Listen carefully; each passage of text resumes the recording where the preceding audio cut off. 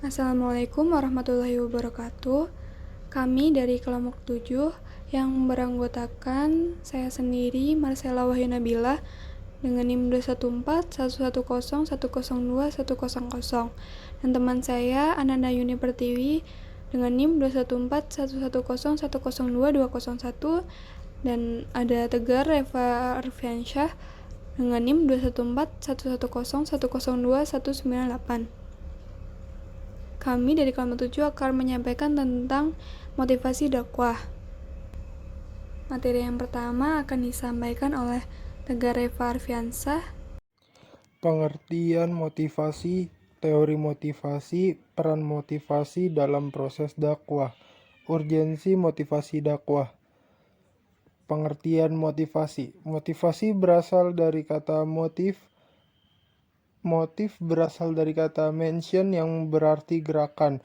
Menurut Fromm, motivasi mengacu pada suatu proses mengaruhi pilihan-pilihan individu terhadap bentuk-bentuk kegiatan yang dikehendaki.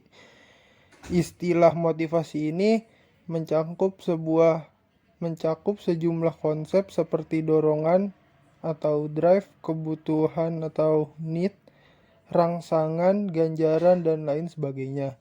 Jadi dapat dijelaskan bahwa motif merupakan suatu dorongan yang timbul dalam diri seseorang yang menyebabkan orang tersebut mau bertindak untuk melakukan sesuatu. Sedangkan motivasi adalah pendorong kepada suatu usaha yang disadari untuk mempengaruhi tingkah laku seseorang agar ia tergerak untuk melakukan sesuatu sehingga mencapai hasil atau tujuan tertentu. Materi yang selanjutnya akan disampaikan oleh saya sendiri. Saya akan menjelaskan tentang teori motivasi. Hubert Bonner, motivasi secara fundamental bersifat dinamis yang melukiskan ciri-ciri tingkah laku manusia yang terarah kepada tujuan. Motivasi itu mengandung arti yang berhubungan dengan ketenangan jiwa, ketidakseimbangan, atau gerakan-gerakan yang harus dilakukan. Menurutnya, dalam motivasi itu terkandung suatu dorongan dinamis yang mendasari segala tingkah laku individual manusia. Dari Sigmund Freud, motivasi merupakan dorongan naluriah yang dapat bersifat positif dan negatif, konstruktif dan destruktif. Menurutnya, dasar dari motivasi tingkah laku adalah insting atau naluri. Selanjutnya ada peran motivasi dalam dakwah. Motivasi dalam dakwah adalah dorongan dalam diri seseorang dalam usahanya memenuhi keinginan, maksud, dan tujuan dalam mengajak manusia dengan cara bijaksana kepada jalan yang benar sesuai dengan perintah Allah Subhanahu wa Ta'ala untuk kemaslahatan dan kebaikan mereka di dunia dan juga di akhirat.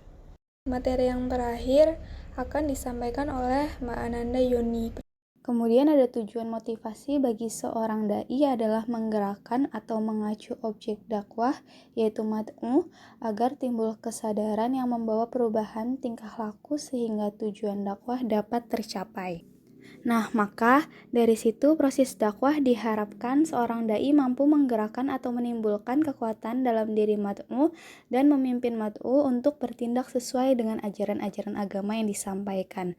Selanjutnya, seorang dai dituntut untuk mengarahkan tingkah laku mad'u sesuai dengan tujuan dakwah yang kemudian menompang tingkah laku mad'u dengan menciptakan lingkungan yang dapat menguatkan dorongan-dorongan tersebut. Kemudian ada juga urgensi motivasi dakwah di era kontemporer. Nah, di era kontemporer, motivasi dakwah masih relevan dan penting dalam kehidupan umat muslim. Berikut ada beberapa motivasi dakwah di era kontemporer. Yang pertama ada meningkatkan kesadaran keagamaan. Dakwah dapat menjadi sarana untuk meningkatkan kesadaran keagamaan di kalangan umat muslim. Dalam era kontemporer yang serba modern ini, banyak umat muslim yang terjerumus dalam gaya hidup yang tidak sejalan dengan ajaran agama. Oleh karena itu, dakwah dapat menjadi sarana untuk mengingatkan dan mengajak umat muslim untuk kembali kepada ajaran agama. Selanjutnya ada menyebarluaskan ajaran Islam. Dakwah juga dapat menjadi sarana untuk menyebarluaskan ajaran Islam kepada masyarakat yang belum mengenalnya. Dalam era kontemporer yang serba digital, dakwah dapat dilakukan melalui media sosial atau platform online lainnya sehingga pesan dakwah dapat menjangkau masyarakat yang lebih luas. Yang terakhir, yang ketiga ada memperkuat persatuan dan kesatuan umat. Dakwah juga dapat menjadi sarana untuk memperkuat persatuan dan kesatuan umat muslim. Dalam era kontemporer yang serba heterogen, umat muslim perlu menyadari pentingnya memperkuat persatuan dan kesatuan untuk menghadapi berbagai tantangan yang dihadapi. Baik, sekian dari kelompok 7. Kurang lebihnya kami mohon maaf. Wassalamualaikum warahmatullahi wabarakatuh.